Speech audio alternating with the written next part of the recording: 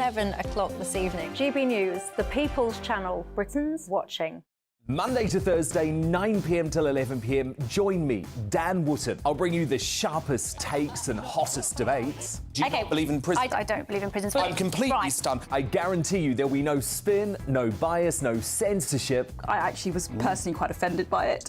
And no reason to go to bed. So I guess they've always been quite woke. That's Dan Wootton tonight on TV, radio and online. Monday to Thursday from 9 p.m. till 11 p.m. on GB News. The People's Channel, Britain's news channel. In a world of dull and predictable radio and TV shows. Oh, hi. On Mark Dolan tonight, we've got big guests. We drill into the big stories of the day. The show adds up to a brilliant listening and viewing experience. Mark Dolan Tonight is the most entertaining current affairs show ever, and that's a fact. That's Mark Dolan Tonight, Friday, Saturday and Sunday from 9. Only on GB News, Britain's news channel.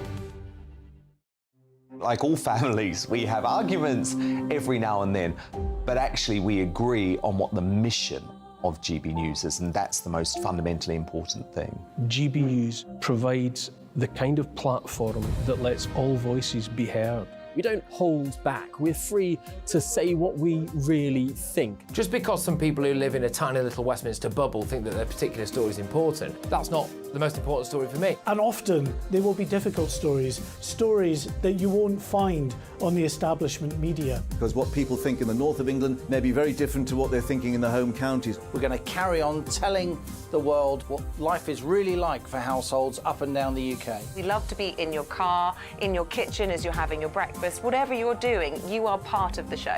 If it matters to you, it matters to us. Britain's watching. Britain's watching. Britain's watching. We're proud to be GB News, The People's Channel, Britain's news channel.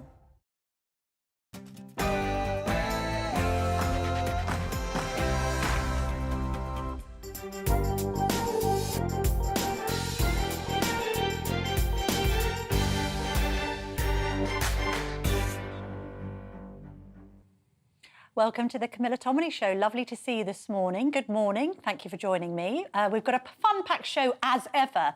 After the excitement of last week's Q&A, we've got a lot to come. So I'm going to be speaking to Nigel Huddleston, the International Trade Minister. As the UK joins the Trans-Pacific Partnership, I'm going to be asking him whether we've got a good deal. Is it better than our deal with the EU? I'm also going to be speaking to Mark Francois, the Tory backbencher, who's written a new report for the Defence Select Committee, alleging that the MOD is wasting billions of pounds because of a broken procurement system. I'm obviously also going to be asking him about Ben Wallace's resignation as Defence Secretary. You'll also be able to watch my interview with Neil Coyle, the Labour MP who was suspended from Parliament for foul-mouthed and drunken abuse of a junior staffer and racist abuse of a journalist in one of Parliament's bars. I basically talked to him about him now being 500 days sober. And as I said with that car crash Q&A last week, I was trying to ask Moz Hussain, who is who's the Tory mayoral hopeful, who's vying to replace Sadiq Khan in London, a series of really straight yes-no answers, and he couldn't really answer any of them. So let's see if Susan Hall, who's his main competitor for that role, fares any better. She'll be joining me a little later in the show. But first of all, it's been quite a busy news day, a lot of reflection of Ben Wallace's future, obviously in the papers. Let's just go through the headlines with you now. So here we have the front of the Sunday Telegraph. New homes must have green road schemes, they report. The Sunday Times, they're the paper that's landed this bombshell interview with Wallace, and the headline is Wallace quits and warns of war on 3 fronts. The Observer goes with Keir Starmer. Starmer tells party we can't spend our way back to power. He's trying to distance himself from the old days of Labour tax and spend. We have on the front of the Mail on Sunday a quite interesting royal story. George can skip stint in forces. This is based on the suggestion that George doesn't necessarily have to follow his forefathers into the military when he gets older. The Sunday Express, 12 trillion Brexit trade boost, talking about that trade partnership that I'll be discussing momentarily with Nigel Huddleston. The Sun on Sunday, Prince of Wales, Wills Windsor eco-scooter. This is about the Prince of Wales having an eco-scooter, which is apparently front-page news these days. And the Sunday Mirror, call the midwife love split. I don't think we need to go into the details of that, but what we will be doing is discussing all the details of Ben Wallace and other stories with, I'd like to describe him as a TV legend because it's John Sargent, former political editor of the BBC and ITN, joins me now. John, let's start with the biggest story of the week that isn't actually in today's papers. So I know that you are friends and former colleagues with Huw Edwards. I think it's interesting. I was expecting more coverage. What we've got is commentary. What's your reflection on how the Sundays have treated a story which, at the end of the day, was dominating the headlines in the week? Yes, well, as you say, I mean, for me, it's a very sad personal story. So whenever I am looking at the coverage, I'm thinking, and I wonder what Huw is thinking and how is he getting on. So I'm looking at it from a very personal point of view. Yeah. So for me, the dismay, really, is not so much why don't we know more, it's almost could we just calm down a bit, could we have a bit of a pause? And I'm pleased to say the Sunday newspapers in general have not carried out any further investigations. Now, this follows the lead taken by The Sun, who said we are not going to go into any more allegations. We're going to hand over the evidence we've got to the BBC inquiry. This doesn't mean to say that you don't eventually want to go over the details and argue about what happened. It's not a question of, oh, we mustn't talk about these things ever. It's just this is a very difficult moment when the person involved, the main person involved, is suffering from mental health issues. And that's what I feel very strongly about. Fair enough and well said. Let's move on to some of the reportage that is happening. And as is ever the case, there's a huge amount of scrutiny of Toryism and the Conservative Party. I'm calling it Tory Exodus latest. The idea of Ben Wallace quitting had been kind of in the ether, but having confirmed it in the Sunday Times, what's your reaction to that? Well, I must say I'm surprised. You know, maybe he felt, oh, it was coming out and he had to confirm it. But you don't normally have a cabinet minister saying, I'm going, but not straight away. Yes. I'll go when there's a reshuffle, and then, by the way, I'm leaving Parliament. Yeah. Because you're then left as Defence Secretary in a lame duck position. Yeah. And you think of his position internationally, and he's warning about war on three fronts and the dangers from Russia, the dangers from China. It does seem to be... It's almost as if we don't know the full story here. What is he thinking about? Well, he's cited family difficulties as well, hasn't he, in the past, and he's talked about how being a minister has affected his family life. But as you say, he faces the accusation that he's leaving at a time of great importance for our defence strategy. Also, is he now going to be forcing Rishi Sunak into this reshuffle sooner than Rishi Sunak might have planned? Well, I mean, he told Rishi Sunak, apparently, we're told, in June, OK, so he knew. Somehow it came out, or was beginning to be rumoured about, but they could have brushed that off. You know, people talking about, well, you know, will President Biden stand again? All that kind of thing. This happens. It's part of normal political life. But to actually announce it and then not say, oh, by the way, I'm leaving this afternoon, it's very unusual. And I must say, I think this question about his family and talking about his family at this stage, again, is you know, saying that he regrets putting his job before his family. Well, that's very personal, isn't it? Yes. And although it's obviously complicated, he didn't get the NATO job, there's this and there's that. Does he think the Tories aren't going to win the next election? Well, is he another of these people leaving? The implication of this, and I think Tim Shipman in the Sunday Times, who's done this interview, sort of referring to Conservatives leaving like rats from a sinking ship, it does have the aura of that. I mean, this is a senior figure that was once touted to be the next Prime Minister. Off he goes. He said he'd rather work in a bar. I know. No, that's why I think I have a feeling that it's one of those stories which we're going to hear more about. Yes. That he may feel in his interview that he's covered all the grounds. Yes, I want to do this. He's covered the point about his constituency going because of the boundary changes. Yeah. But it seems that he was offered. There was a possibility of other seats, which often happens. 5 safe seats, so he could have gone somewhere else. He could have gone somewhere else.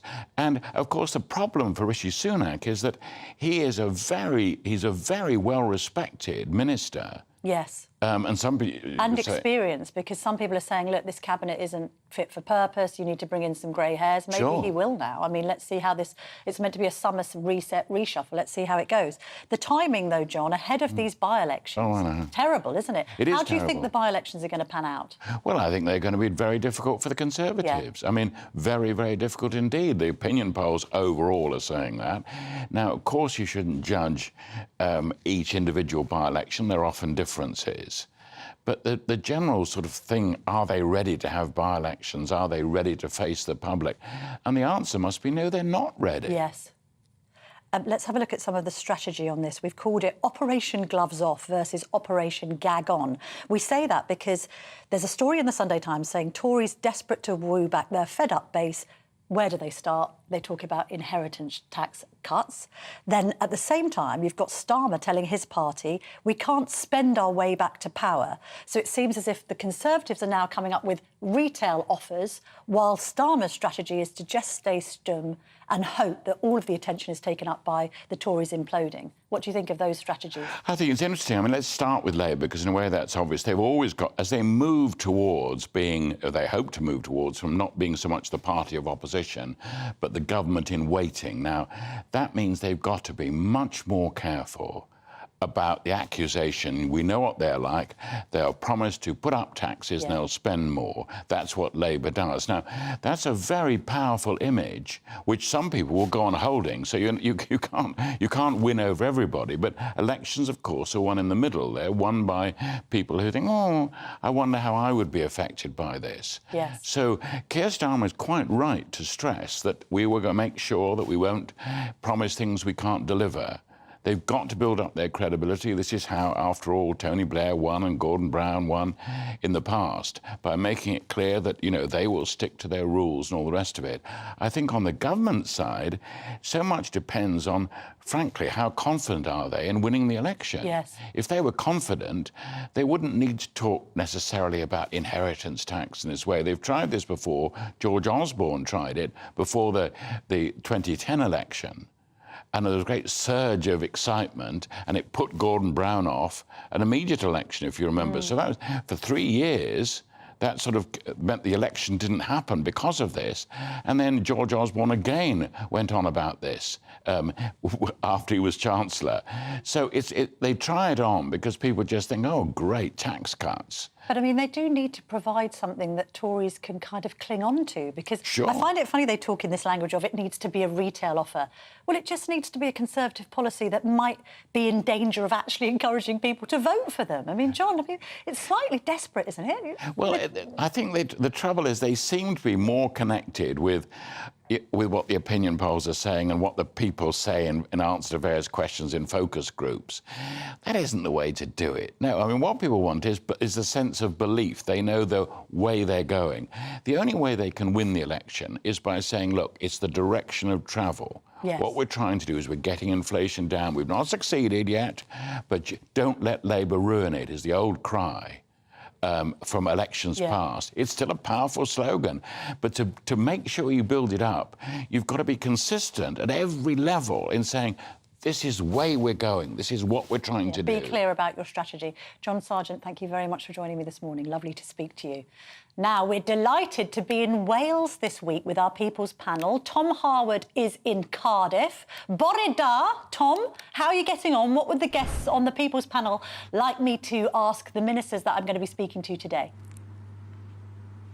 Bore da, Camilla, here from the Porro restaurant in Llandaff in Cardiff. It's a beautiful Italian restaurant, and I'm delighted to be joined by the general manager, Simon. And Simon, how's business going for you? We're doing very well. We are really blessed to be on the Llandaff High Street. We be support from the community and the local cathedral. Perfect.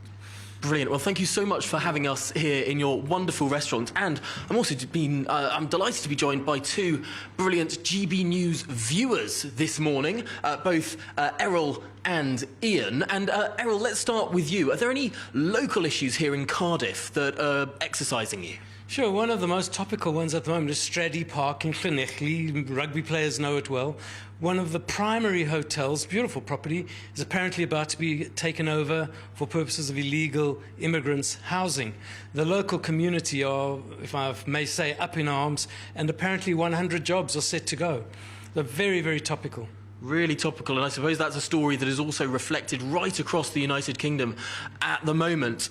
Ian, any other local issues for you? Yes, well, we're all waiting for September now because we've got throughout Wales, the 20-mile-an-hour scheme is going to be brought in by the Welsh Government in numerous areas, and it's going to mean that most 30-mile-an-hour areas where you're going into small towns and villages are going to become 20 miles an hour, and it's going to cause horrendous problems. The government don't seem to see that. They say it's obviously to save lives, which has got to be a good thing. But there's other things that come into it, and it's going to cause lots of problems for people. And I don't think it isn't realised by the citizens of Wales what's going to happen. They say, oh yeah, September's come in. It's a long way off. We'll sort it out when we come to it. But I think people are going to be very, very surprised. And the cost of it, because roads are going to have to be marked with 20-mile limits, etc., etc. It's going to cost a lot and a lot of money. Well, let's move to something more broad this morning, because, of course, the Defence Secretary, Ben Wallace, has announced he's standing down at the next reshuffle from the Cabinet and at the next election from Parliament. Errol, what do you make of Ben Wallace? I think he's done absolutely sterling work, both within the UK, shoring up our entire strategy, and of course more broadly in the Ukraine and elsewhere. It's a crying shame that he's not going to be put forward as the NATO leader. Very, very sad that he'll step down. And Ian, a quick word on Ben Wallace? Well, I think that it seems that they're trying to shake out everyone who's not right-wing, not left-wing, sorry, and they just want a load of left-wing people left in the government. And anybody who shows anything towards a right-wing view, they get pushed out, and I can't understand it why. Interesting. Well, let's turn to the CPTPP, the Comprehensive and Progressive Trans-Pacific Partnership. What a mouthful. We've got a new trade deal. Errol, what do you make of it? It sounds absolutely fantastic. These are the growth economies of the world. We want to partner with them to export and to import, create new businesses, new jobs, shore up our economy. Canada's part of it. This is all terrific. It's not going to have an immediate overnight effect, but top-notch deal. And, of course, looking forward to hearing what are the next deals which are going to be coming down the track. Potential question there for Nigel Huddleston, the Trade Minister, who is coming on in a couple of minutes. Ian, do you have anything to ask Nigel Huddleston or any views on the CPTPP? Well, I think it's a brilliant move. Of course, the Remainers are saying, if we'd stayed into the EU, we'd have got better trade deals, and it's only worth about £2 billion a year. But that's gradually, over the years, 10 or 20 years' time, you've got to look, as they say, softly, softly, catchy monkey, and you've got to build on it. It's like savings. You start with a small amount and you build it and build it and build it. And that's what we've got to do with trade deals. It's not going to come the day after tomorrow. It's over a period of time, and that's where you've got to look at it. We were in the EU for 40 years or whatever, and, you know, you've got to look at these trade deals in the same type of way. Yeah, long-term things. Long-term, yeah. I suppose mentioning the European Union, Marc Francois is also on the programme today, the chairman of the European Research Group, the ERG. Do you have any short questions for him? Quick question. I see that the bill to become an act essentially at the end of June about the European laws. We know there won't be a bonfire, but is there actually a team that are working on identifying on an 80-20 basis the laws that we should scrap immediately to provide maximum impact in the short term? That retained EU law bill, a thorny issue. We've run out of time in this section. We'll, of course, be back after we hear from those ministers. But for now, Camilla, back to you. Thank you, Cariad. If you'd like to apply for the People's Panel next week, go to gbnews.com/panel. Now, I'm delighted to be joined, as Tom Harwood has just stated there, by Nigel Huddleston. He's the International Trade Minister. He's also the Tory MP for Mid Worcestershire. Minister, I'm glad you can join me. Thank you very much indeed. Now, let's start with the CPTPP. How much will GDP increase as a result of this trade deal? Well, it will be considerable because this is an area of the world where there's predicted to be about half of the world's economic growth over the coming decades.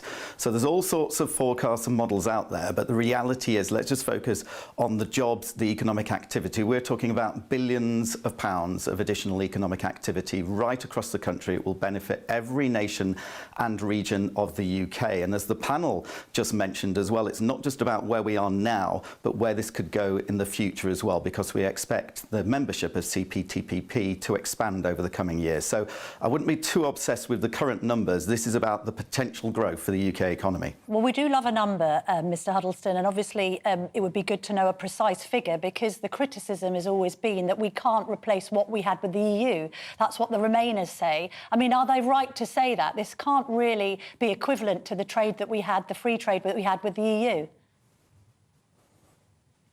Well, the EU will continue to be a really important trading partner of the UK, and the TCA, the agreement we've got, is actually one of the most robust free trade agreements on the planet, you know, zero tariffs, zero quotas. But what we need to do is focus not just where we historically have traded and where we used to trade a lot, but where the growth opportunities are, and also trade deals that are fit for the nature of our economy, which is particularly focused, of course, on services as well as goods. And many of the deals that we had when we were in the EU, some of them didn't even mention services, which is 70% of our economy. So a lot of these trade deals we're doing now are far more appropriate and fit for our economy, focus on services as well as goods, and also in areas of massive economic growth. And of course, we wouldn't have been able to do this deal if we were still members of the European Union. We are the first new member of CPTPP. We're the first European country to join CPTPP. So it's quite an achievement. Is this the point of no return, then, for rejoining the EU? Now we've signed this deal, it's going to be very difficult for any future administration to start clawing back and rejoining the EU. Now we've got these separate deals with other countries. Well, we have no plans to join the European Union. But a future government might, and it might not be you, Mr. Huddleston. Well, any government can negotiate its deals, and of course, every agreement, every deal is different. So the terms of the agreements can often be negotiated. CPTPP, though, is an existing club. It's an existing membership club, and if you want to join, you have to apply to it and then accept those existing rules. But I would say, you know, I think we're a long way away from talking about EU membership. It's certainly not our party policy. I know, but does it make rejoining now? Does it make rejoining the EU impossible? Every trade deal, literally every trade deal, can be negotiated.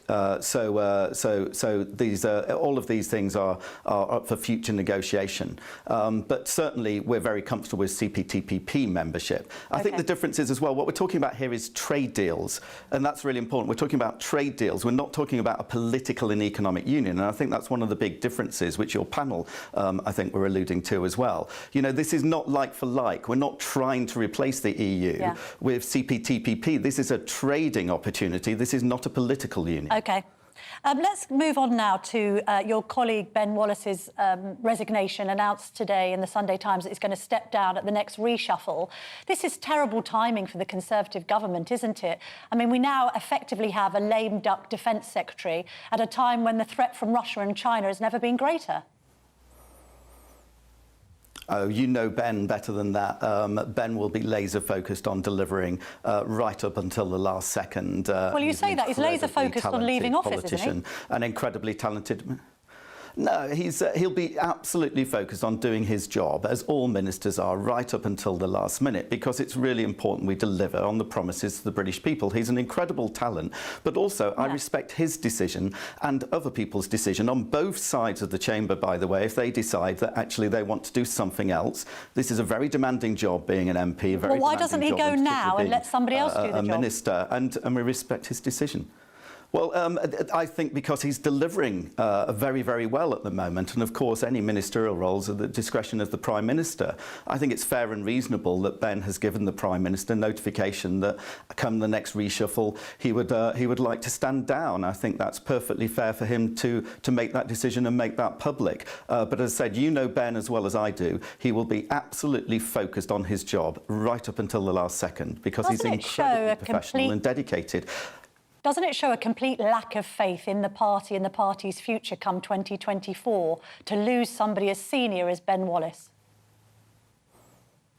No, you're well aware, every single electoral cycle, MPs on both sides of the chamber decide to stand down for a whole variety of reasons. I think in 2010 it was like 150 or something, including I think 100 Labour MPs. So, you know, the cycles happen and MPs decide to stand down for a variety of reasons. But no, it doesn't exhibit what you say. Are you going to win any of these by-elections this week, Minister? We're fighting for every single vote, I can assure you of that. And I've been in Somerton and Frome this weekend. I got very, very good reception on the doorstep. We've got an excellent candidate. And when we're engaging with people, they do understand that their priorities are our priorities. We've been talking about what we're doing with cost of living challenges and so on. And also, I can tell you this, no enthusiasm at all for Keir Starmer or Labour. And also complete confusion as to what on earth the Lib Dems stand for and zero awareness of who their leader is. So, so you're confident of winning all of them, in a super strong position as well.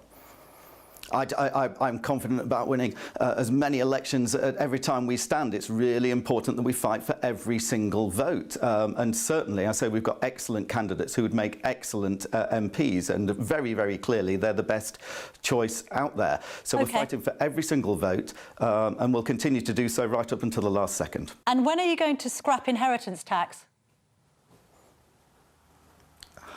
These are always decisions for the Treasury. We always keep those kind of decisions. When would you like to see that happen, though, Minister? There's a lot of speculation out there at the moment.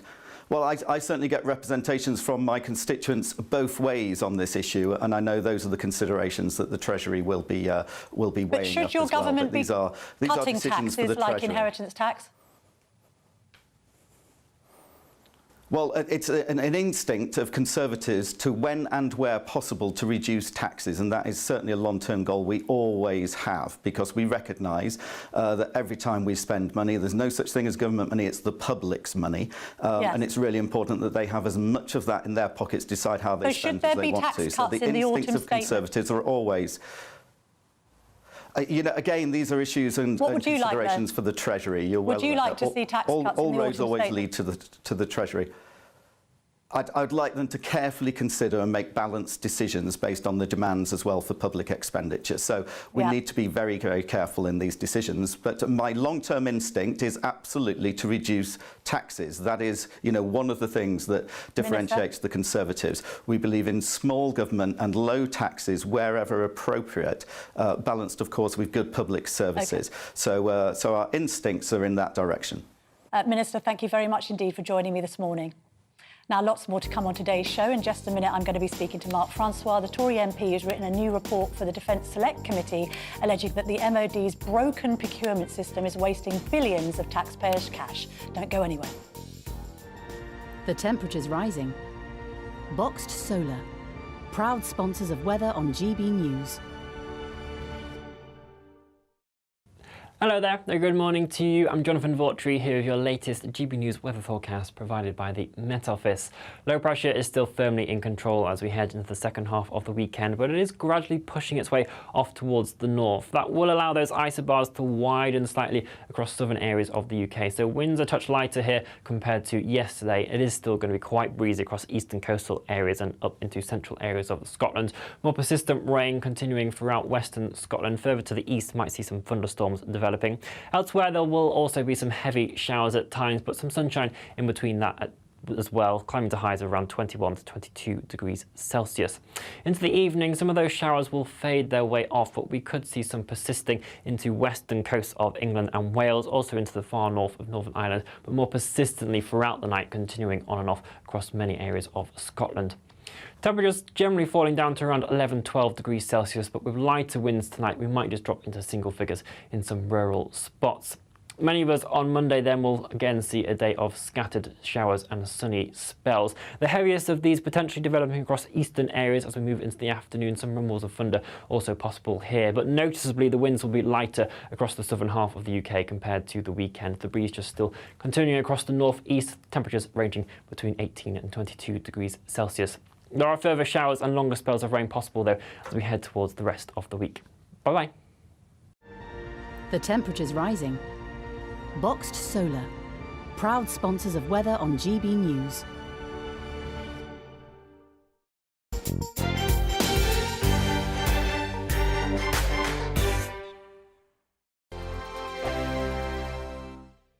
What you get for breakfast is something that, if we do our jobs right, you will wake up to news that you didn't know the night before. It's a conversation. It's not just me and Eamon. We want to get to know you, and we want you to get to know us. From 6, it's Breakfast with Eamon and Isabel. Monday to Thursdays on GB News. Britain's news channel. Westminster is going around in ever-decreasing circles, followed by the media. Britain is broken. How on earth did we get into this mess? But more importantly, how do we get out of it? Join me at 7 p.m, Mondays to Thursdays on Farage, here on GB News. We will have open, rational debate. We've got to work out how Britain moves forward from this. Join us here on GB News, the People's Channel. Britain is watching. When the news happens, it happens here. And really important breaking news. Breaking news this morning. On TV, radio and online, the news starts here on Britain's Newsroom. All the biggest stories and the answers that you need from across the UK and beyond. Join Britain's Newsroom from 9:30 on GB News. The People's Channel, Britain's news channel. Join me, Patrick Christie's, Monday to Friday, 3 till 6. We tackle the day's news agenda like you've never seen before. It's high tempo, high octane, the most controversial topics and the best guests. You will not be able to take your eyes and ears off it. I'm not afraid to ask the questions that you really want answered. 3 till 6 p.m, Monday to Friday on GB News, the People's Channel, Britain's news channel. People in Britain, they love free speech, but they also love fair play. I don't care if I'm speaking somebody from a trade union, from the Labour Party, somebody from the SNP. And I think the viewers like to see that actually we can challenge one another, but in a positive way. We think we ask the questions that people want to ask, and often we ask the questions that we wanted to ask in Parliament but never got the chance to ask. So join us every Saturday, 10 a.m. till noon on GB News, Britain's news channel. Hi, I'm Dan Wootton. You can watch me live on GB News Monday to Thursday from 9 p.m. And did you know that you can also watch and listen live on our website, gbnews.com. You'll always be up to date on the latest breaking news, as well as enjoying the best stories, opinions and shows. You can even join the debate under our live player as you're watching. So head straight to gbnews.com on TV, radio and online. GB News, Britain's news channel. It's all about family, being in people's living rooms, all the interaction and getting to know who our viewers and listeners are. When I was young, my dad used to say, "Nana, stop arguing." I wanted an outlet that would enable me to give my opinion. People are going through a really hard time right now, and I know that you don't feel like you're being listened to by the establishment. I came to GB News because it's the People's Channel, and I want the audience to have their say on the events of the day. We're dynamic. We do something different. Democracy shows that the wisdom of the nation is in its people. I get to travel to find out what the story is from a personal perspective. The British people aren't fools. We know when we're not being told the full story. We've got to work out how Britain moves forward from this. It's the best country in the world. The establishment had their chance. Now we're here to represent your views. Britain's watching. Britain's watching. Britain's watching. We're proud to be GB News, The People's Channel, Britain's news channel.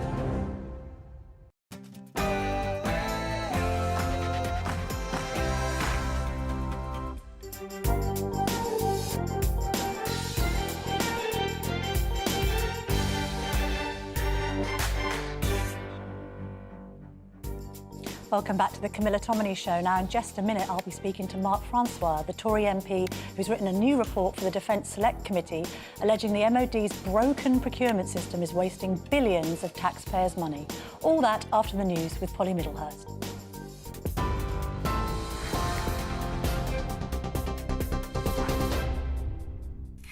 Camilla, thank you. Good morning to you. Well, the top story on GB News today, the UK has become the first European country to formally join the Indo-Pacific trade bloc, potentially paving the way to £12 trillion worth of global business. Business and Trade Secretary Kemi Badenoch says the deal will bring British businesses a step closer to selling to a market of 500 million people, but with fewer barriers. Some everyday items from within countries such as Australia, like Ugg boots, for example, could become cheaper for consumers. It's estimated the agreement will come into effect towards the end of 2024. Former advisor to the Bank of England, Dr. Roger Givolb, says the movement strengthens the UK's security alliance.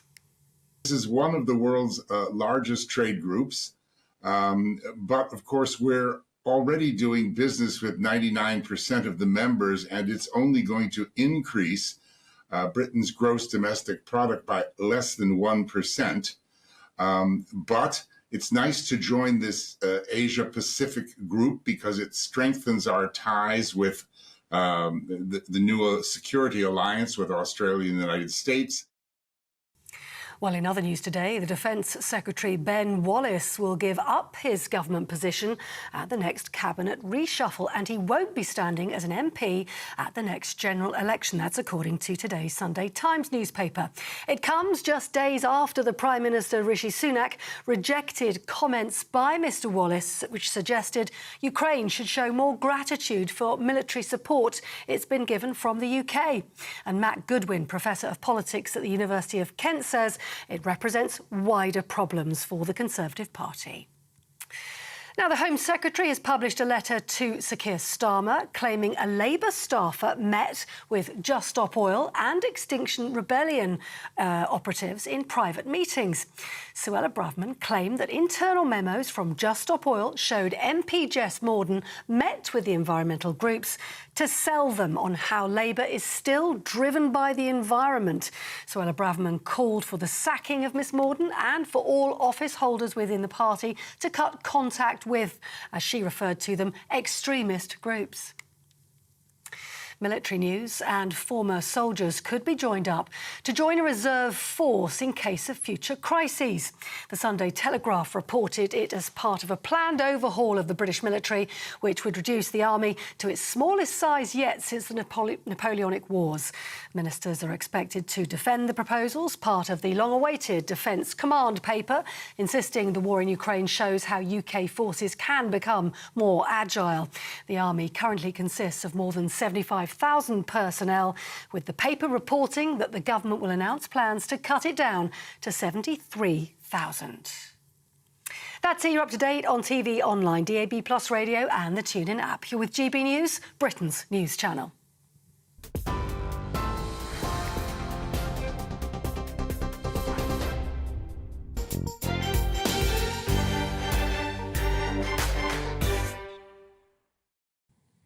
Welcome back to the Camilla Tominey Show, and thank you for your company this Sunday morning. Now, in just a moment, I'm going to be speaking to Mark Francois, the Tory backbencher, who's written a very critical new report for the Defence Select Committee, alleging that the MOD is wasting billions of pounds because of a broken procurement system.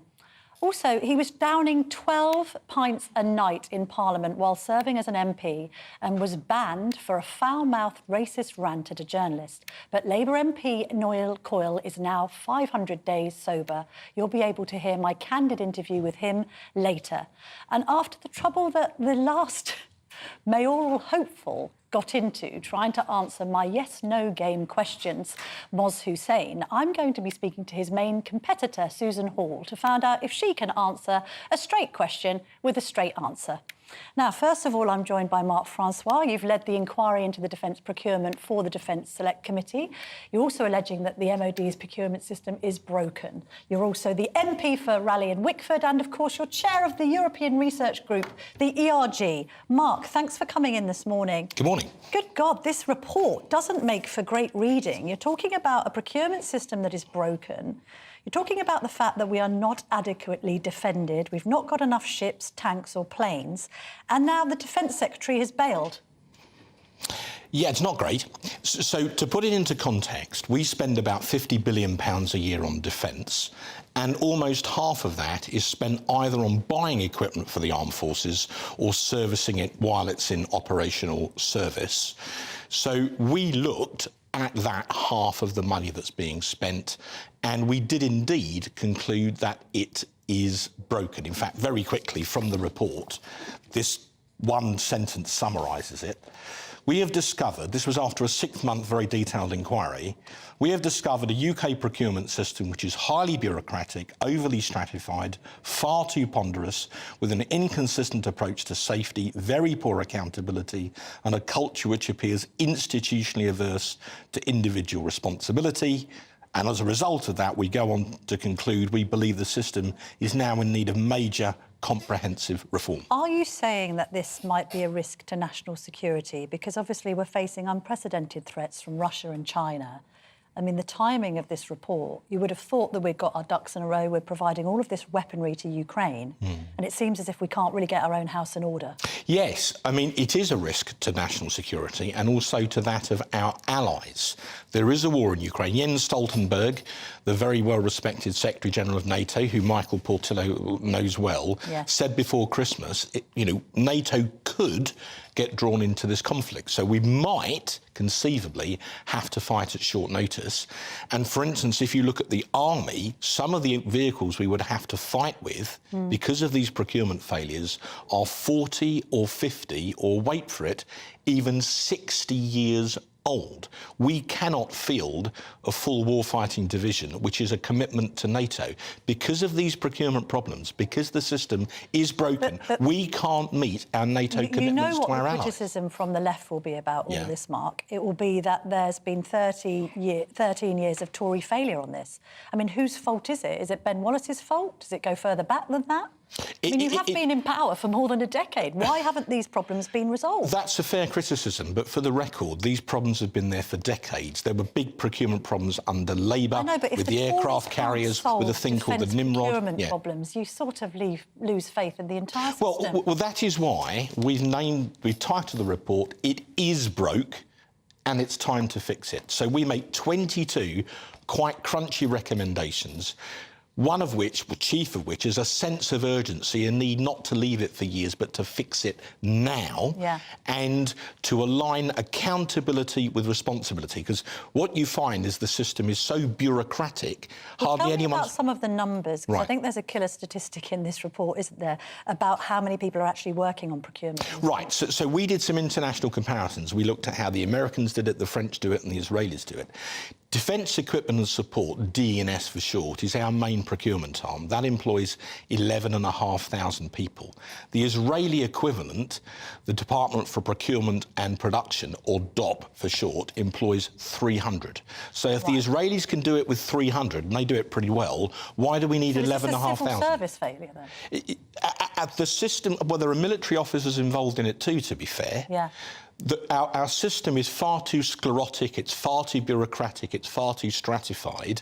We need to slim the whole thing down. Now, there's another imperative, as well as being ready, if we had to fight, and that is, the Armed Forces pay award, 5%, very well deserved by the Armed Forces. The Chancellor said there's no new money. That's got to come out of savings in the MOD budget. If you wanted to find savings, D&S would be a very good place to start. Start with the procurement. What's your reaction to Ben Wallace saying that he's stepping down? I mean, the timing is appalling, not just because of the state the world's in, but because of these by-elections coming around the corner. Why are so many Tories jumping ship? Well, on Ben, he will be a loss. He's been our longest-serving Defence Secretary, certainly in living memory. I mean, has the Prime Minister been found wanting here? I mean, there was a bit of argy-bargy over his comment about Amazon and the Ukraine. He's been denied this job as the head of NATO, seemingly by Joe Biden. Has Sunak not supported somebody who's effectively a Boris Johnson champion? Let me tell you one thing about Ben Wallace, for the record, if he's going, right? He'll be missed. Ben Wallace, perhaps with a soldier's instinct, Camilla, saw the Russian invasion coming. And he took on the Whitehall establishment to make sure that the Ukrainians got thousands of NLAWs and had time to train to use them effectively in anti-tank ambushes. What that meant, from what we now know of the first 48 hours of the invasion, was if they hadn't had those NLAWs, the Russians would be in Kyiv now. So Ben Wallace, whether you love him or hate him, helped to save Ukraine. That is a fact. Yeah, so why is he leaving? He's done a really good job, you're claiming. Yeah, he has. He's being touted as a future Prime Minister, and he's jumping ship. So this suggests that the Tory ship is sinking, Mark. Well, I think it's possible, had history been different, Ben Wallace could have been Prime Minister. But anyway, he's not going to be now. I think he was capable of doing the job. He was very widely respected across the party. Should the Prime Minister have done more to kind of keep him in line, in the sense that we're now talking about a reshuffle? Who should come into this cabinet? There's lots of criticism from the backbenches that this cabinet is, you know, a second 11. It's not up to scratch. Who would you like to see in there? Would you like to see some grey hairs go in and try and shore up this sinking ship? Your David Davises, your IDSs, perhaps. Maybe you want some more Brexiteer ballast in the cabinet. Well, I respect David Davis and IDS, but I don't pretend to be the Prime Minister, so I'm not going to pretend I'm going to pick the cabinet. I will say one thing, though. With that war going on in Ukraine, whoever they put in that post... Who should they put in? Someone who understands defence. Someone, well, James Heapy's the number 2 in the department. He would be a very good choice. What we can't afford to do is to bring in a defence secretary who doesn't know the difference between a tank and a helicopter, just for tokenistic reasons. We need someone who actually understands. So do you need a former military man or woman? It doesn't have to be someone... Penny Mordaunt? She was there briefly, then she got shuffled out. Should she be shuffled back in? Well, perhaps having been in the military would be an advantage, but it just needs to be someone that understands defence, because you can't afford someone with a war in Ukraine to come in cold. But who would Mark Francois want in this role? It's not my decision. James would be very good. You're really close to these matters. I think Penny would be very good. IDS knows a lot about it. You just need someone who would hit the ground running because of the challenges that we've got. Just a couple more questions on Toryism, because, look, you're obviously the chairman of the ERG. I suppose there's this sense that caucus has shrunk and you've been overtaken by the likes of the New Conservatives, and you've still got the One Nationers. What's the state of conservatism? I've done a story in the Telegraph, I don't know if you saw it on Saturday, talking about some of the more right-wing people in the party saying to CCHQ, you're basically selecting too many closet Liberal Democrats. We need to get back to Thatcherism. Talked about these 32 central true blue Tory seats. You've got to shore up the right wing of the party, haven't you? Because at the moment it's sort of flailing. I think the really important thing is that the associations are allowed unfettered to choose the man or woman that they want, because they're the troops that have to go out and campaign for you. They're the ones who go out in the rain and deliver the leaflets. I used to be one. I campaigned for my great friend Sir David Amess back in 1992. I ran his ground war, as we would say. So what I think we need to stop is the interference from the centre. You know, those phone calls the night before the selection meeting to association chairmen saying, oh, it'd be ever so handy if so-and-so, who's very well regarded, were to get this seat. We need to stop doing that. Do you think CCHQ historically has chosen too many red Tories? I think it should be... That's a straight question. Well, I think it should be down to individual associations to choose, not CCHQ. But you're worried about left drift, I know you are. So you think that these selections for these key seats, because let's be honest, come 2024, you don't know who's going to be left. If there aren't enough righties left, the party's no longer the Conservative Party that you joined, is it? Well, Camilla, I still want us to win the general election. I know it's an uphill task. We can. What's the likelihood? We can if we start giving Conservatives reason to vote Conservative. How many out of 10 chance would you give the Tories of winning the next general election? If we actually behave like Conservatives, we could do quite well. But that means things like... At the moment, it's looking like 3 out of 10, isn't it? Let's see what happens when we get there. Right, let me bring Michael Portillo into this conversation now. As a former Defence Secretary, Michael, we're going to talk about your show at 11 in just a minute, but can you give me your reaction to Ben Wallace's announced resignation? Oh, well, I'm disappointed by that. I agree with everything that Mark said about that. But while we're praising Ben, let us remember that he's not been able to do anything about defence procurement any more than I was able to do anything about defence procurement, or even the great Michael Heseltine. This has been a catastrophe for decades. The blob, you can put it that way if you like. I mean, we talked about over-bureaucratisation and over-manning, too many people, but I think it's a basic lack of skill, that we have the wrong sorts of people doing this sort of job. Defence procurement has been a catastrophe for at least 40 years. But now I would say most of government has joined it in being a catastrophe. The NHS is a catastrophe today. High Speed 2 is a catastrophe. We have the wrong sorts of people running government now. They are not skilled. They're not selected in the right way. Well, they're people like me. They're people who went to good universities, who have lovely manners, who are oleaginous, who know their Shakespeare. and are completely useless. So you're talking about your average writing sort and of, imposing I contracts. studied PPE at Oxford, Yes. but I, people like me don't are know my completely the proverbial wrong from people my to have elbow. these jobs. What we need are consummate professionals.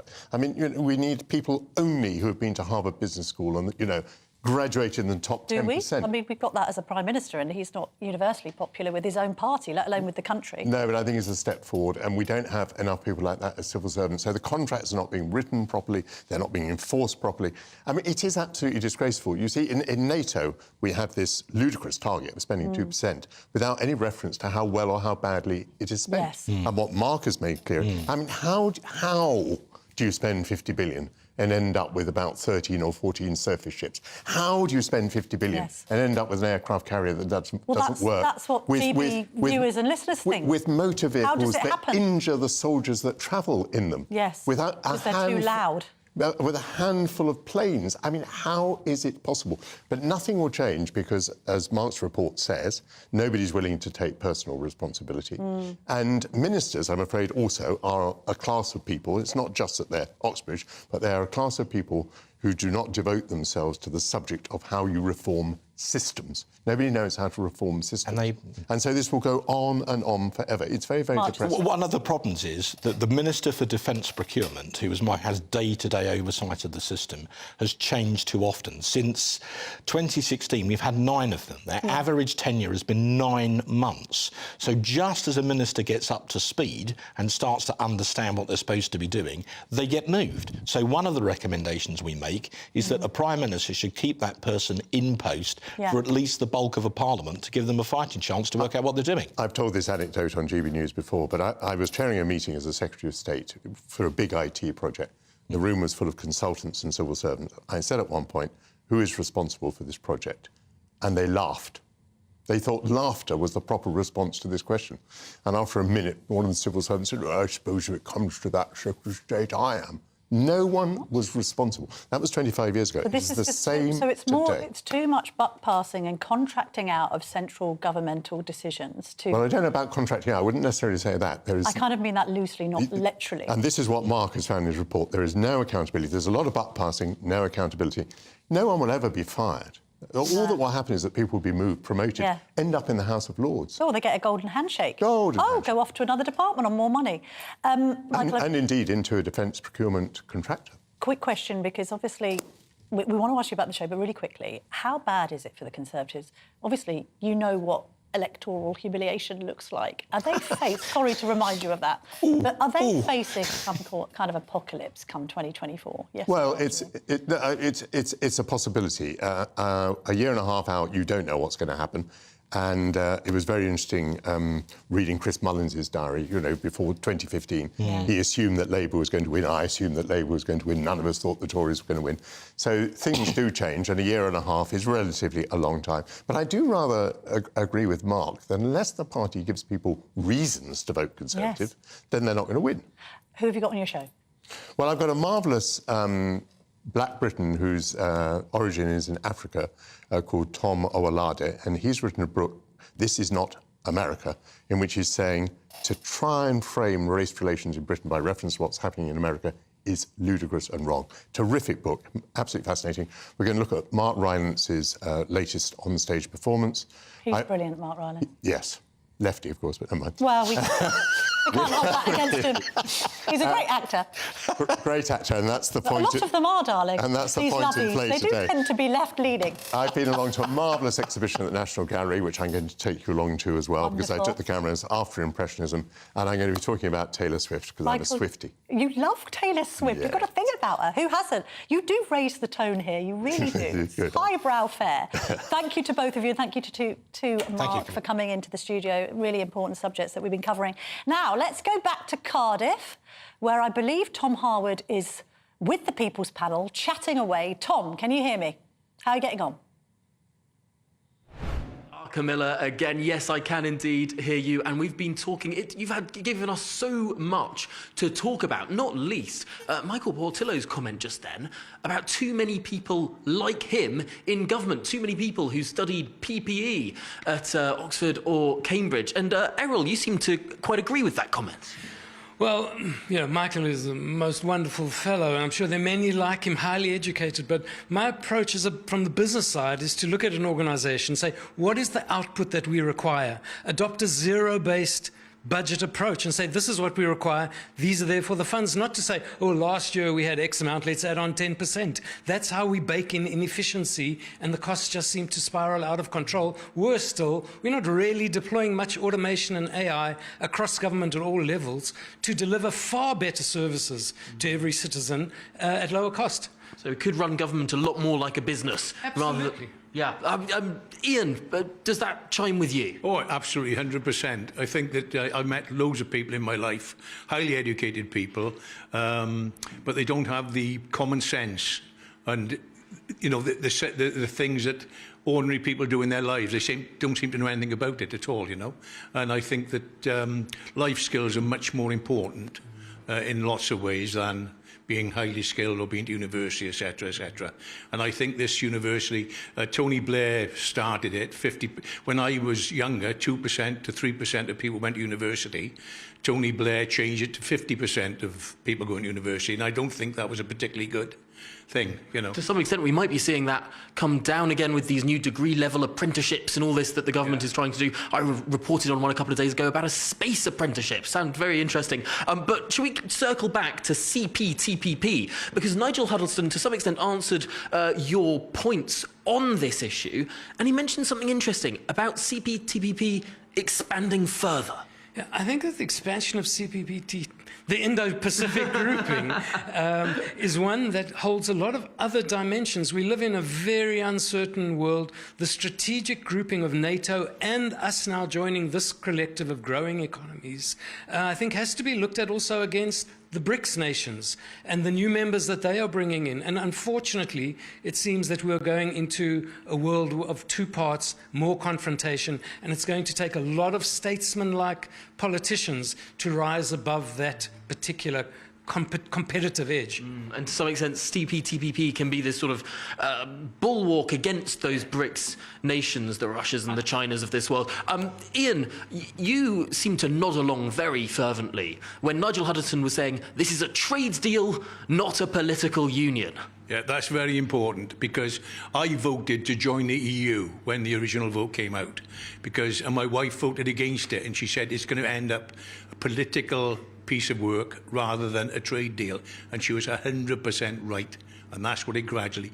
And Ted Heath, who started the EU deal, we didn't look behind the curtain. We thought it was a genuine. We got rid of Australia, New Zealand, all countries we'd dealt with for years and years and years, and it was a silly thing to do, and we paid the price, I'm afraid. And do you have more faith that the CPTPP will not turn out like that? Well, I certainly hope so, and you know, that's what's got to happen. I think people will be more wary now when they've seen what happened in the EU, and I think the average citizen will realise that, you know, we've got to stay as a trade deal and stay out of the political side of it, 100%. Now, moving on to what Mark Francois was saying, it was the most extraordinary report that the Defence Select Committee has brought about, looking in the inefficiencies in our procurement. Errol, I suppose that goes back to what you were saying at the beginning, huge inefficiencies in government. I believe so. I don't know anything specifically about that topic, but that we need a root and branch reanalysis of how a lot of work is done by government. And do we need so many tiers of government? These are burning questions. The report that came out this week about our non-strategy towards China, with respect to China, was another appalling strategy that's come out. So government has got a lot of work to do, but they've also got, I believe, actually different to Michael Portillo. I think they've got the right people in place to do this job, but they need to get on with it. And a final word to you, Ian. The number of people we have on defence procurement compared to the thousands we have compared to the hundreds that the Israelis have, what a stark comparison. Yeah, it's incredible. And he's only saying what lots of people know. You know, I mean, the health service I've had lots of dealings with the health service recently, but the number of people that you have to see to get to see the doctor or the nurse is unbelievable, you know, and there seems to be just too many people, and we all know that there's a lot of management in the health service, for instance, that isn't really required. There's layer after layer after layer of management. Well, Ian and Errol, thank you so much for being our People's Panel here in Cardiff today. And Camilla, with that, I'll hand back to you. Tom, I'm so impressed with your repeated pronunciation of CPTPP, but as you're in Cardiff, I would have liked to have heard you say it in Welsh. The CPTPP. I'm not even going to try to translate. My goodness. It would have been a lot easier if Donald Trump hadn't pulled out of the thing. It would just be the TPP. But because America pulled out of it, it had to become the comprehensive and progressive version of the thing. Tom Harwood, you've been a legend. Well done, and thank you very much to our People's Panel in Cardiff. Don't forget that if you want to join the People's Panel next week, go to gbnews.com/panel. Now, you must stay tuned. I can't stress this more because it really is a fascinating interview.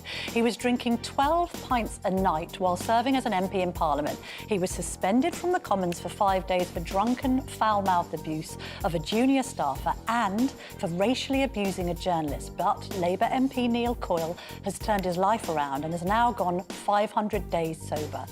You'll be able to hear my interview with him just after the weather. Don't go anywhere. That warm feeling inside. From Boxed Boilers. Proud sponsors of weather on GB News. Hello there, I'm Jonathan Vautry here with your GB News weather forecast provided by the Met Office. We are still holding onto a relatively fresh breeze for many of us through Sunday. Low pressure is gradually pushing its way northwards from the UK, but there's still plenty of isobars on the chart, and particularly for southern areas of Scotland down into north-east England, we could see gusts of 40 miles per hour throughout the day, so quite blustery. Longer spells of rain for western Scotland. Elsewhere, there'll be some scattered heavy showers around, thunderstorms perhaps in places as well. Some localised flooding across Aberdeenshire is possible. But where you see some of the sunnier spells in between, temperatures climbing to highs around 20, 22 degrees Celsius, but feeling much cooler underneath that more persistent cloud and rain in the northwest, and that will continue throughout the night. So quite a wet 24 hours to come here. Elsewhere, some of those showers will ease off throughout the night, allowing for some clearer spells to develop, and underneath those clearer spells, and because the winds are a touch lighter compared to recent nights, temperatures will dip away a bit more, down to around 11, 12 degrees Celsius. Where you have those clear spells overnight, it means that you'll be greeted by a good amount of sunshine first thing on Monday morning, and many of us will see those sunny spells throughout the day. Still some scattered showers bubbling up throughout the afternoon, and particularly central, eastern, southeastern areas of England could see some of those turning quite heavy with some thunderstorms and hail in the mixture. But again, in that sunshine, temperatures climb to highs around 18 to 23 degrees Celsius. Some longer spells of rain possible for some of us, though, as we head towards Tuesday. Otherwise, enjoy your day. Bye-bye. That warm feeling inside. From Boxed Boilers. Proud sponsors of weather on GB News.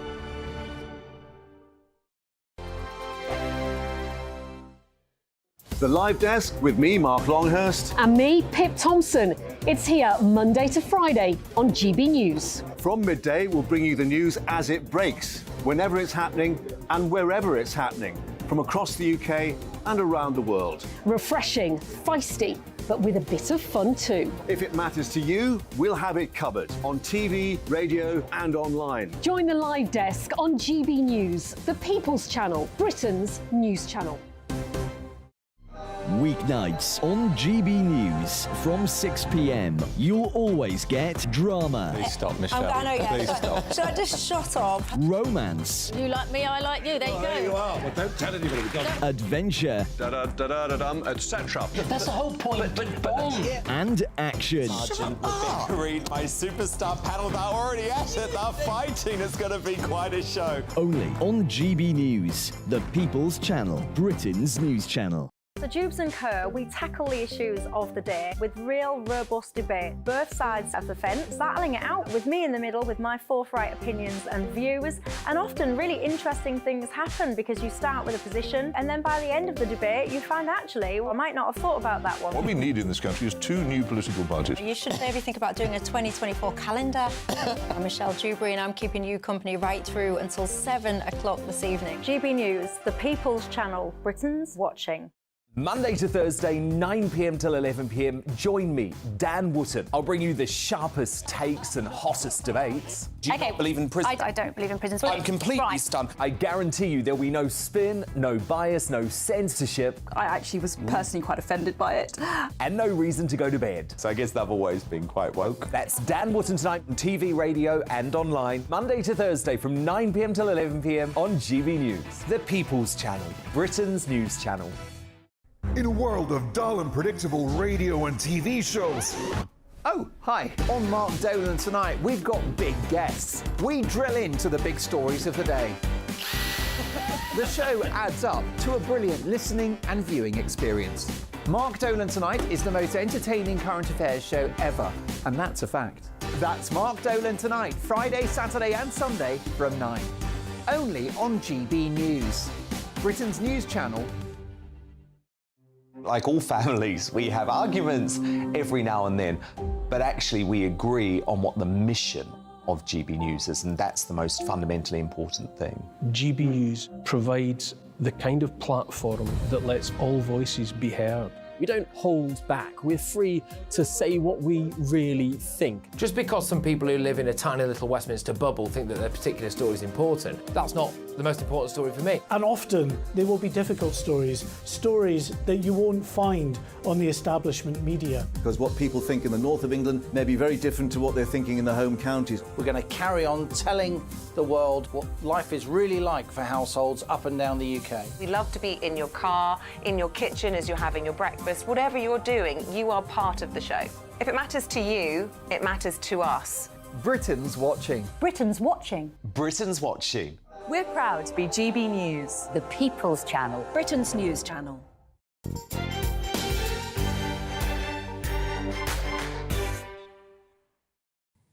Welcome back to the Camilla Tominey Show. In February last year, the MP Neil Coyle was suspended from the Labour Party for racially abusing a British-Chinese journalist and, in a separate incident, engaging in foul-mouthed and drunken abuse towards a junior parliamentary staffer employed by another MP.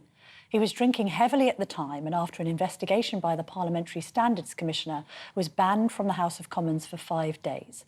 He's since been readmitted to the Labour Party and has now gone 500 days sober. I caught up with him earlier in the week. Well, Neil, lovely to speak to you today. Look, let's just grasp the nettle, because obviously you were suspended in March.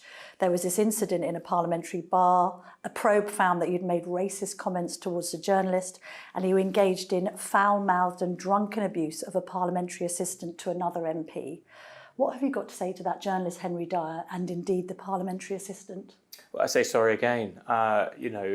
Drink had got the better of me at that point. I'm hugely sorry for being in that situation, being in that mess. I make no attempt at excuse. I just say I'm hugely sorry, and sorry to a much wider audience. I let down the standards we rightly expect of members of Parliament.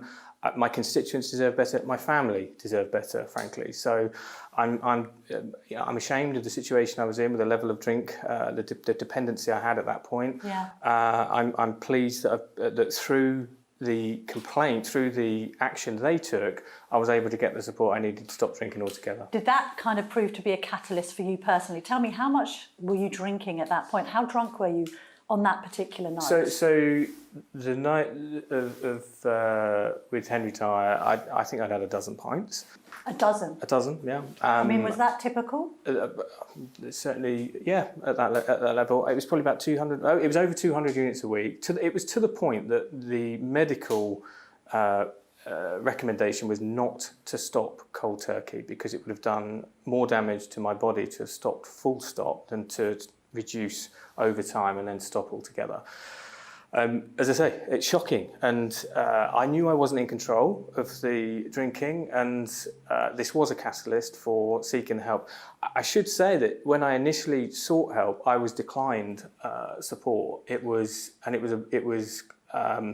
it was a big letdown because it took a lot to Tell me about make that call. Who did you ask for help and how? So I went was it through the rejected? parliamentary system, and they said because of the violence and what I now know are called adverse childhood experiences, ACEs, they said I needed to deal with that before they could support me to stop drinking. And it was only because the Speaker and the whips, the Labour whips, intervened and asked questions about that they called back and said, look, we're sorry, and you should be getting help. And they then stepped in, and I'm really grateful because it's through the professional support, medication, seeing a doctor, as well as additional support and attending Alcoholics Anonymous. I still go.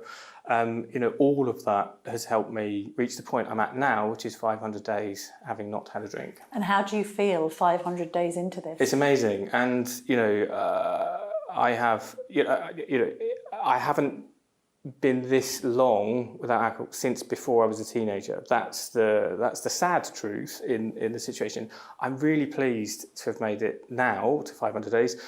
I've lost weight, I've saved money, I get the best sleep of my adult life. I feel a lot better. I'm much better able to deal with things. It wasn't the crutch I thought it was in terms of dealing with stress and other nonsense. And I'm rebuilding relationships with family, friends, and beyond. So I feel a huge amount better. Do you class yourself as an alcoholic? Once an alcoholic, always one. I'm afraid there are some of us who one drink is never going to be one drink. Yes, with the best will in the too world. many and never enough. Exactly, it's the start of.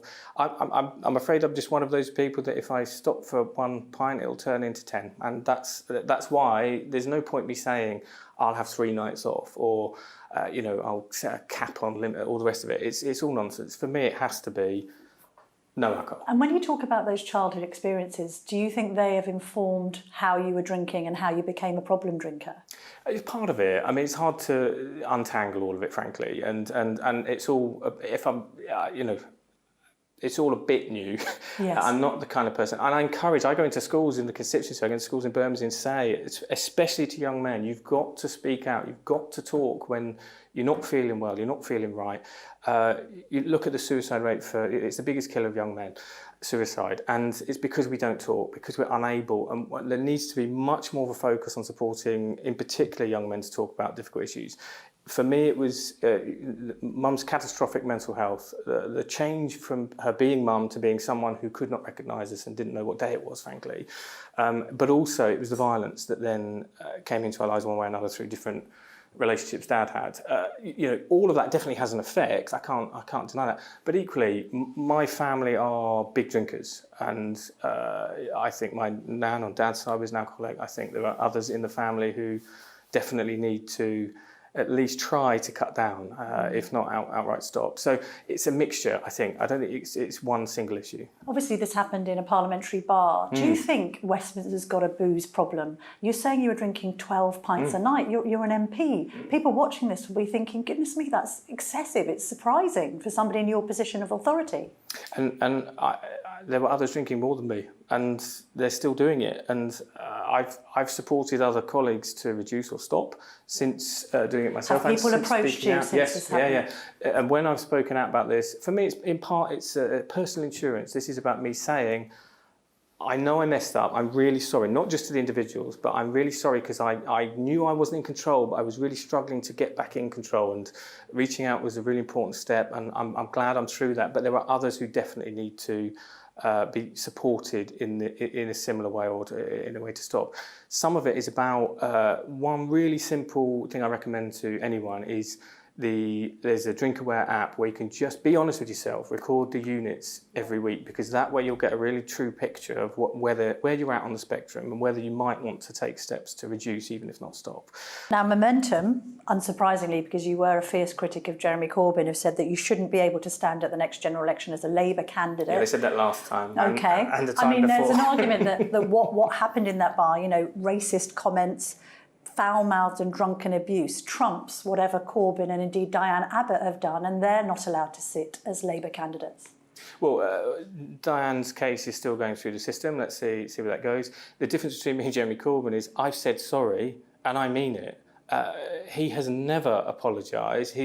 And his comments about the politicisation and weaponisation of anti-Semitism is still up. So, you know, he cannot make any serious or genuine claim that he's been apologetic. It's just garbage. And yes, Momentum will, of course, and those on the hard left will, of course, attack me with this. They attacked me for swearing when they tried to deselect me last time. I don't doubt they'll use it again.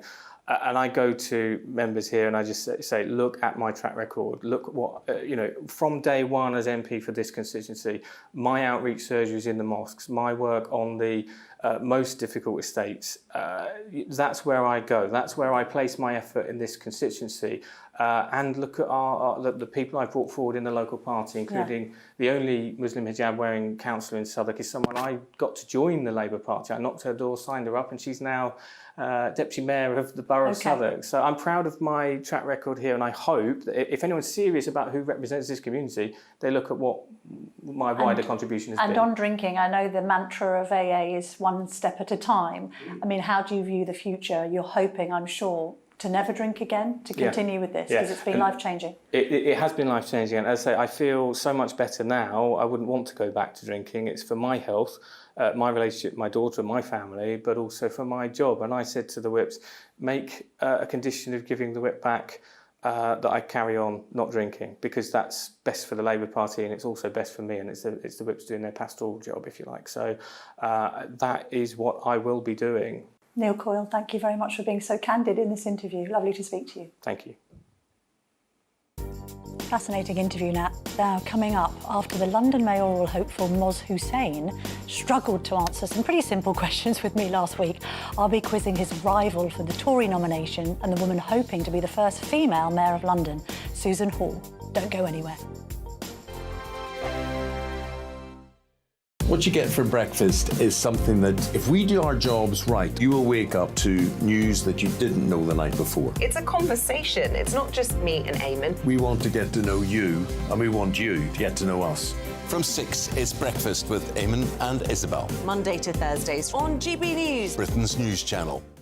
Westminster is going around in ever-decreasing circles, followed by the media. Britain is broken. How on earth did we get into this mess? But more importantly, how do we get out of it? Join me at 7 p.m, Monday to Thursdays on Farage, here on GB News. We will have open, rational debate. We've got to work out how Britain moves forward from this. Join us here on GB News, the People's Channel. Britain is watching. When the news happens, it happens here. And really important breaking news. Breaking news this morning. On TV, radio and online, the news starts here on Britain's Newsroom. All the biggest stories and the answers that you need from across the UK and beyond. Join Britain's Newsroom from 9:30 on GB News. The People's Channel, Britain's news channel. Join me, Patrick Christie's, Monday to Friday, 3 till 6. We tackle the day's news agenda like you've never seen before. It's high tempo, high octane, the most controversial topics and the best guests. You will not be able to take your eyes and ears off it. I'm not afraid to ask the questions that you really want answered. 3 till 6 p.m, Monday to Friday on GB News, the People's Channel, Britain's news channel. People in Britain, they love free speech, but they also love fair play. I don't care if I'm speaking somebody from a trade union, from the Labour Party, somebody from the SNP. And I think the viewers like to see that actually we can challenge one another, but in a positive way. We think we ask the questions that people want to ask, and often we ask the questions that we wanted to ask in Parliament but never got the chance to ask. So join us every Saturday, 10 a.m. till noon on GB News, Britain's news channel. Hi, I'm Dan Wootton. You can watch me live on GB News Monday to Thursday from 9 p.m. And did you know that you can also watch and listen live on our website, gbnews.com. You'll always be up to date on the latest breaking news, as well as enjoying the best stories, opinions and shows. You can even join the debate under our live player as you're watching. So head straight to gbnews.com on TV, radio and online. GB News, Britain's news channel. It's all about family, being in people's living rooms, all the interaction and getting to know who our viewers and listeners are. When I was young, my dad used to say, Nana, stop arguing. I wanted an outlet that would enable me to give my opinion. People are going through a really hard time right now, and I know that you don't feel like you're being listened to. by the establishment. I came to GB News because it's the People's Channel and I want the audience to have their say on the events of the day. We're dynamic. We do something different. Democracy shows that the wisdom of the nation is in its people. I get to travel to find out what the story is from a personal perspective. The British people aren't fools. We know when we're not being told the full story. We've got to work out how Britain moves forward from this. It's the best country in the world. The establishment had their chance. Now we're here to represent your views. Britain's watching. Britain's watching. Britain's watching. We're proud to be GB News. The People's Channel. Britain's news channel.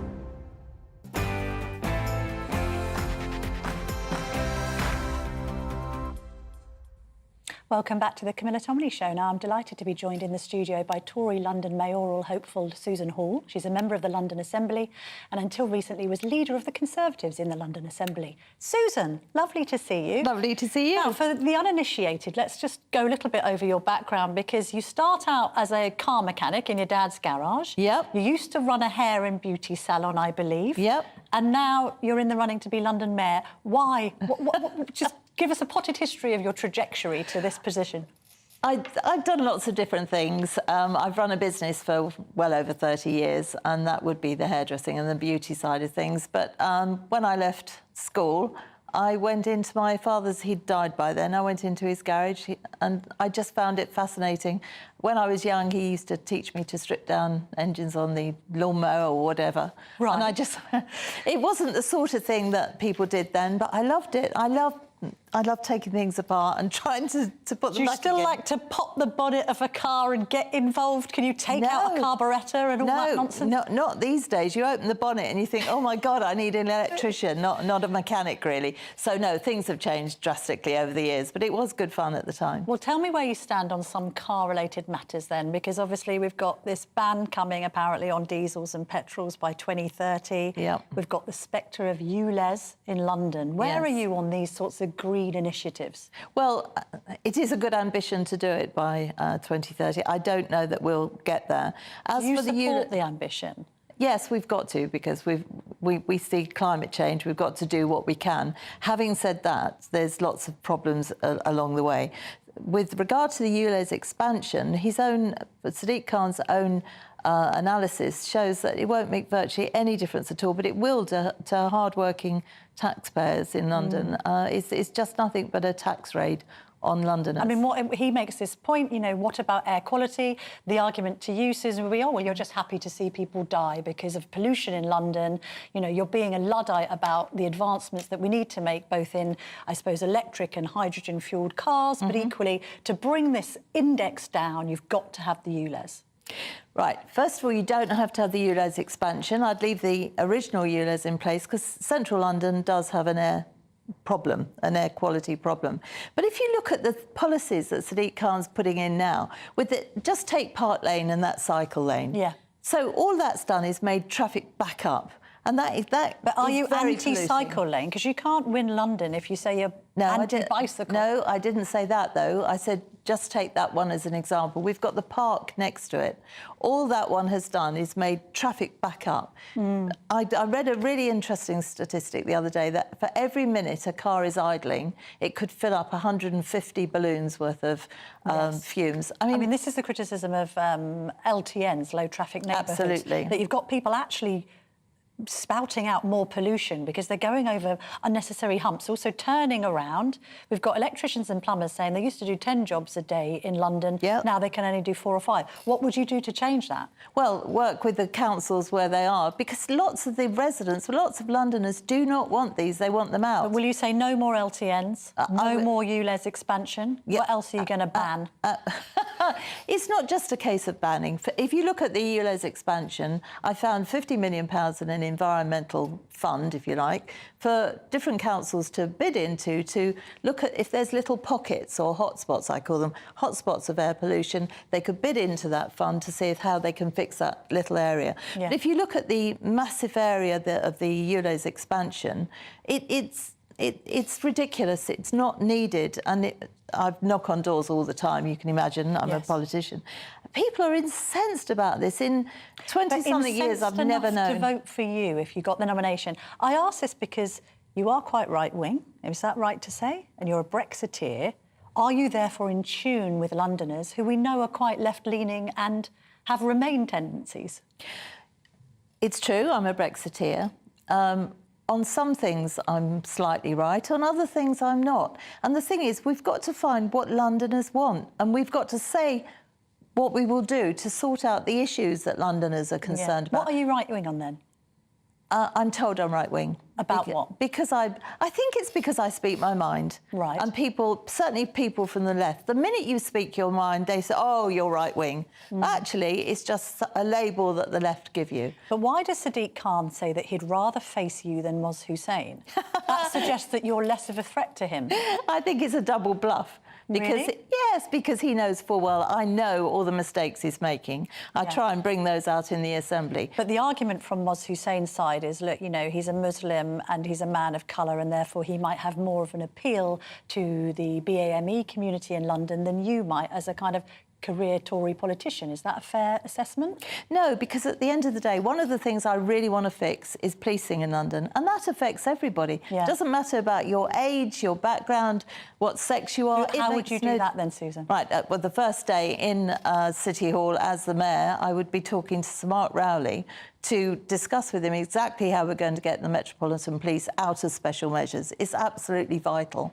And how we get rid of the rogue officers that are within the Metropolitan Police and get them out. And I was talking to Suella Braverman last week about this.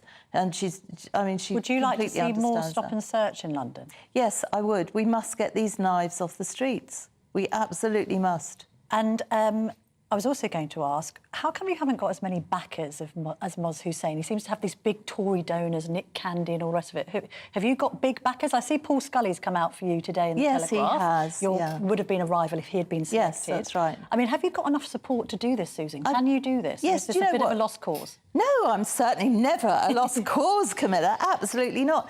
I haven't asked for backing so far. I've relied on grassroots members because I have been working in the party for well over 25 years and I've got support there. I have got lots of people that have come up to me and said, if you get the nomination, do come and talk to me. And I will. But I've done this on a shoestring. I've got friends that are helping me. Moz has got a massive team. Right, and that's the difference. Can you answer a straight question with a straight answer? Yes. Right, I'm going to do my yes or no game on you then, if you don't mind. Can't wait, Camilla. I'm going to use a few different ones from Moz just to make it fairer. Yes. Now, should the top 45% rate of tax be abolished, yes or no? No. Should the government get rid of inheritance tax? Yes. I'm loving this. This is a straight question. Answers to straight questions. Is England's abortion law too liberal? No. Are you pro-choice or pro-life? I should say, are you pro-choice, yes or no? Yes. Net zero by 2050, yes or no? Yes. Diesel and petrol vehicles banned by 2030, yes or no? Yes, but with reservations. Donald Trump for president in 2024, yes or no? No. More cycle lanes in London, yes or no? Yes or no. Yes, in areas that can accommodate them. And no in areas like Park Lane that we mentioned. Can a man get pregnant? No, of course not. Can a man breastfeed a child? No. Should the Rwanda plan go ahead? Yes. Should the UK leave the ECHR? Yes. Was Boris Johnson a good PM? Quick one. In some respects, yes. In other respects, yes or no? Yes and no. Sorry. That's a prevarication. Well, no, it's not, because, in fairness, some things have got Susan, more than one. You've answered straight questions with straight answers. I appreciate that, and so does the GB News audience. Now, I'll be back next week at 9:30. Michael Portillo's got a great show coming up at 11. Please stay tuned for that, and I'll see you next week. The temperature's rising. Boxed Solar, proud sponsors of weather on GB News. Hello there, I'm Jonathan Vautry here with your GB News weather forecast provided by the Met Office. We are still holding onto a relatively fresh breeze for many of us through Sunday. Low pressure is gradually pushing its way northwards from the UK, but there's still plenty of isobars on the chart, and particularly for southern areas of Scotland down into north-east England, we could see gusts of 40 miles per hour throughout the day, so quite blustery. Longer spells of rain for western Scotland. Elsewhere, there'll be some scattered heavy showers around